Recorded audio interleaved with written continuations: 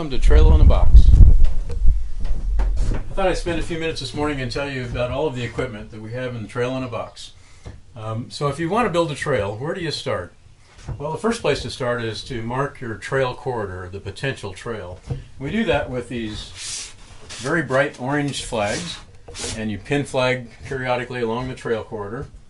Or if you want, you can tie pink ribbons around the trees. Sometimes if you're in a prairie situation, you use the pin flags because there aren't any trees, and sometimes you can use these in the trees. And so by marking the corridor, we now have a potential trail. So what do? Well, obviously it may be overgrown, so we first come in with a mowing device like this DR brush mower. We clear the trail corridor, and of course when you do that, it leaves a lot of debris on the trail corridor. And so before we can start working with the dirt, we come in with the leaf blower and we completely clear the trail corridor with the leaf blower. Now, of course, you could use rakes, which we have here on the side as well, but it's a lot more work, and so we find that the leaf blower actually does a much better job and it's much more efficient.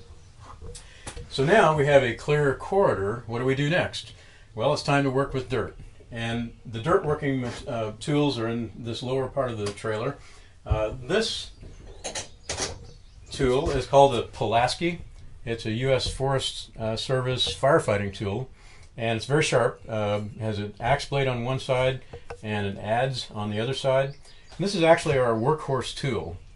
This is what we actually use to dig all of our bench cuts and to do the major dirt work on a trail construction. This somewhat larger tool is actually the more delicate of our tools. This is called a McLeod, also a firefighting tool. McLeod is something you can use as a rake, obviously, if you're still clearing corridor, but it's also a very fine-tuning tool. You use it in an upright position like this, and you just shave small amounts of dirt until you get it exactly shaped like you want it. It's also a tamping tool. You can tamp the dirt and tamp in anything that's loose. So this is actually our more delicate instrument, but it's very handy. So moving on, we also occasionally in forested areas have need for a chainsaw and bypass loppers. Bypass loppers are the best kind of lopper. They literally bypass the cutting edge, so it cuts cleanly. And of course, we're also interested in making sure that people are safe when they're using our power equipment. We have safety glasses here, first aid kit. We have ear protection up here. The leaf blower requires that. It's very, very noisy. But my favorite kit of tools in the entire trailer is the rock moving kit. You can see that here. There are a couple of 2-ton chains, a 2-ton come-along for moving very, very large rocks. And if you need to break rocks, you have a small sledgehammer. You have a rock pick if you need to break points of the rock. And if you want to move a rock without breaking it, you have a mallet, a rubber mallet. This is used in connection with these rock bars. You see a couple of rock bars here. You can literally move 2-ton rocks onto your trail and create a trail out of rocks if you want.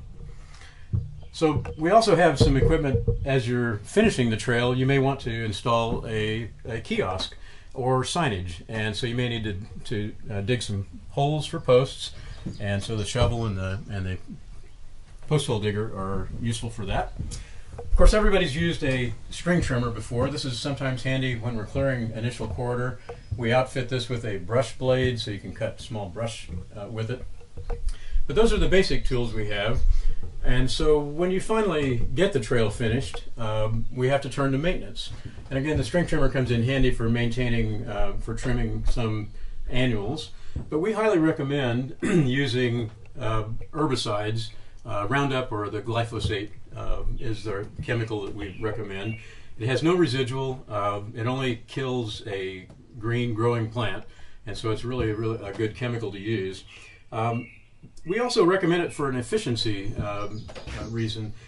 Spraying along with the backpack sprayer that we show up here in the front of the trailer, spraying is actually about 4 times as efficient as using this string trimmer to clear the same distance of corridor. So the spraying is 1 hour per mile roughly. The DR brush mower, if we were to clear the corridor with it, takes about 2 hours per mile, and this string trimmer would take about 4 hours per mile.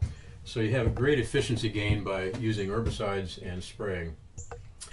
So after you have built your trail, you have all of this equipment to put back in the trailer. We try to explain where it's mounted and how it's mounted because you don't want it flying around when you're driving the trailer.